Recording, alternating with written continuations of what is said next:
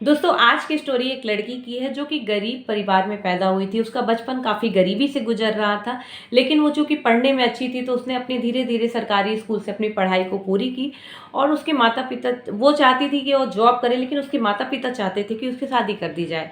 तो जैसा कि एक नॉर्मल फैमिली में होता है कि लोग लड़कियों की शादी करके सोचते हैं कि हम फ्री हो गए, तो वही लड़की भी यही सोच रही थी, हो सकता है मेरी शादी के बाद मेरे माता-पिता का टेंशन थोड़ा कम हो जाए।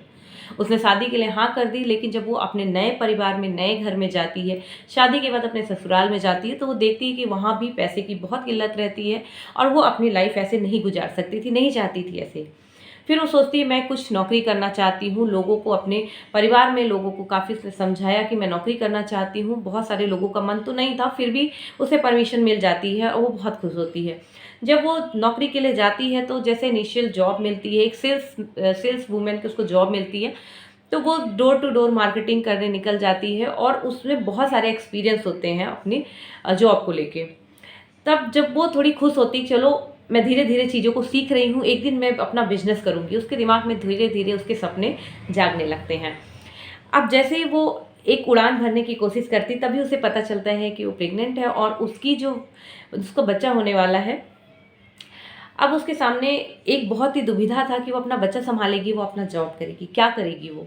उसे कुछ समझ में नहीं आता। फिर उसे लगता है कि शायद उसकी माँ ही उसकी मदद कर सकती है। वो अपनी माँ के पास जाती है और अपनी बातों को रखती है कि क्या आप मेरे बच्चे को अच्छे से रख सकती हो? क्योंकि उसे पता था कि एक माँ ही माँ की तरह केयर कर सकती है। तो उसकी माँ कहती है, हाँ बिल्कुल, तुम अपने करियर पे फ़ोकस करो, तुम जो करना चाहती हो वो तुम करो, मैं तुम्हारे बच्चे को अच्छे से रख लूँगी। अब जब वो अपने जॉब पे जाती थी, वो छोटे से बच्चे को जब देखती थी तो उसकी आँखों में आँसू हुआ करते थे और उसे लगता था कि ये वक़्त मैं अपने बच्चे को देना चाहिए था और मैं नहीं दे पा रही हूँ। लेकिन उसके सामने एक ये भी दुविधा थी कि अगर मैं अपने बच्चे को टाइम नहीं दूँगी, अपना जॉब स्विच कर देती हूँ, तो शायद वही लाइफ़ जो मैंने जी है, वही मेरा बच्चा भी जिएगा और वो इस किल्लत में, इस पैसों की किल्लत में उसे नहीं चाहती थी कि वो वहाँ, मतलब उसकी लाइफ़ को बेटर बनाना चाहती थी, जिसकी वजह से बहुत ही अपने दिल को मजबूत करके ये कठोर डिसीज़न लेती थी। हर रोज़ वो आँसू लेकर घर से निकलती थी और जब वो घर आती थी तो बहुत खुश होती थी अपने बच्चे को देखकर कि हाँ, उसके लिए वो कुछ करके आई है।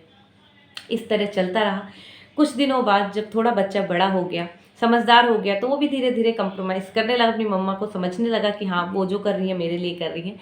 एक दिन वो काम करते-करते इतनी बड़ी बिज़नेसमैन बनती है, उसके पास बहुत सारे पैसे होते हैं, एक बहुत अच्छे स्कूल में अपने बच्चे का एडमिशन कराती है, उसकी लाइफ़ बिल्कुल चेंज हो चुकी होती है। उसकी फैमिली, उसके परिवार, मायके में भी वो सपोर्ट करती है, अपना ससुराल में भी करती है और बहुत बड़ी बिज़नेसमैन बन जाती है। सो दोस्तों, ये छोटी-सी स्टोरी हमें ये दिखाती है, कई बार हमारे सामने ऐसी दुविधा होती है कि हम समझ ही नहीं पाते हमें क्या करना है।